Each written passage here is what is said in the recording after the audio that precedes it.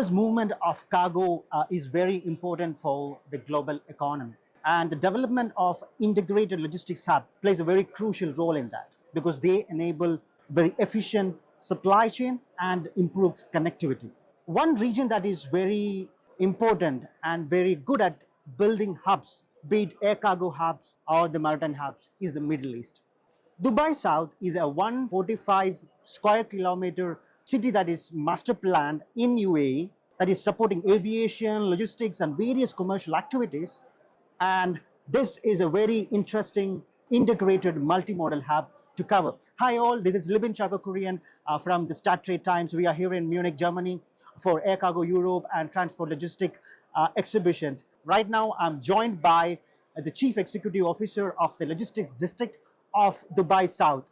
Mohsen, thank you so much for joining us today. Thank you, Libin. Thank you. You joined Dubai South in 2008. Yes. Take us through the evolution of the logistics district of Dubai South, how it is positioned there, and what are the biggest achievements from your perspective? Yeah, I think put that into perspective. If you look at what Dubai South inception started the whole thing in 2006, it was tried to create sort of an aviation capital for Dubai, and logistics was sort of the main focus that we started. So that's why the logistic district within the Dubai South was sort of one of the first district that went into operation. And the sort of the first plane that landed at Dubai World Central or Maktoum International was sort of a cargo plane. It's a whole master plan. You can see here, we've got airport is the heart of this project. It's got the areas where people come to work, which is the logistics district. And then we have the Mohammed bin Rashid Aerospace Hub. And then, of course, we've got the other end where it's residential, where people live. And not to mention, we also home where the Expo City is. That's part of the whole master planning. It's 145 square kilometer development, one of the largest development in the region. But of course, it's like almost development city. It takes time for it to come to materialize to where we are. Today, it is home for many logistics players. 9 out of 10 logistics companies have already set up, established on the top 9 or the top 10. So we feel it's quite a journey we've been through, and we're quite happy with what we have achieved so far. And I think there are more to come and more challenges, but I think that's where we are. We look forward to them. As you mentioned, the entire city is centered around the Al Maktoum International Airport. Yeah. Give us an idea about how the logistics district is connected to airport and maybe supporting the movements through the airport. I mean, if you look at, we're right adjacent, next to the airport. It's got the cargo terminal. Capacity that we have once it's built, 12 million tons of cargo capacity. Today, most of the freighters that operate out of Dubai, it has been shifted to Al Maktoum International. Of course, it started with our national carrier, Emirates, moved their freighters there back, almost a decade ago. They moved their operation. We recently opened up a facility for FedEx, and soon we're going to open up for others. The NATA, which is our ground handling and also terminal, is handling for all the other airlines with a sort of one of the state-of-the-art facilities. So it's from a cargo perspective, we're there. And then giving that into the background where we have quite a lot of logistics operators, the 3PLs and the freight forwarding. And we also created something where we're calling it the Dubai Logistics Corridor, connecting the seaport to the airport.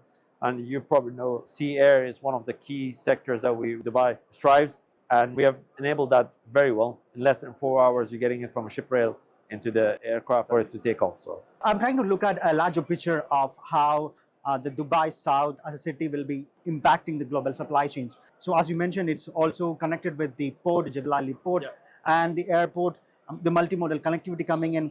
From your perspective, what would be the impact of Dubai South on the global supply chains?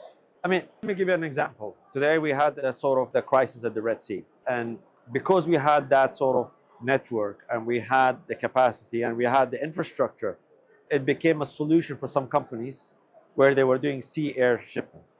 Now, obviously it's not for every sector, but the fact is, sectors where it need to be done, emergency stuff, we managed to deliver that in a very efficient.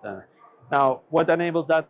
We had the solution, we had the capacity, we had the sort of the operators that operate, like people like Emirates Airline, Emirates SkyCargo. They managed to do this very well together with the DP World. And I think if you look at Dubai, we have global leaders like DP World and Emirates Airline is enabling more than 140 destinations on Emirates. So we kind of, on top of that, we have regulatories, soft infrastructure, which I call them. They enable it for it to become very efficient, very sort of smooth flow of cargo, because that's what and also the similar thing when it happened during COVID. We managed to respond either from the equipment or from the vaccines. The operation went very smoothly out of Dubai. One place where your initiative was there is in the EZdubai, Sure. the e-commerce zone. Yeah. E-commerce is a big demand booster for the air freight. There are so many things happening around that thing. What is your vision about the e-commerce, handling the e-commerce cargo for the future? Yeah. I mean, e-commerce itself is a very fast moving. And more so now we have when it comes to sort of post-COVID.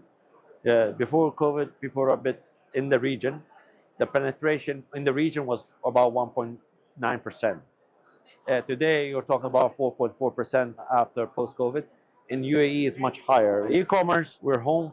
We've got the hub for Amazon. We've got the hub for Noon. And we also have our first cry out of India. The first move out of India came to the EZdubai zone. And we're quite happy that today we have around 1.7 million square foot of pure e-commerce facility that have been operating out of EZdubai. And it just shows how much, and this is an EZdubai that started only in 2019. Now, what we have done, we've been working on this on the ground. Luckily, in 2019, two things that happened. There was a strategy for e-commerce that was launched in Dubai, and that enabled all the Dubai entities to work very closely. And second, we also launched the EZdubai, which is making one of the largest concentrated of e-commerce players in one go. Because we strongly believe on something where we have an ecosystem, where the last miles, the e-commerce players, the return guys, the express all come into one close proximity. So it becomes a very efficient and very smooth operation.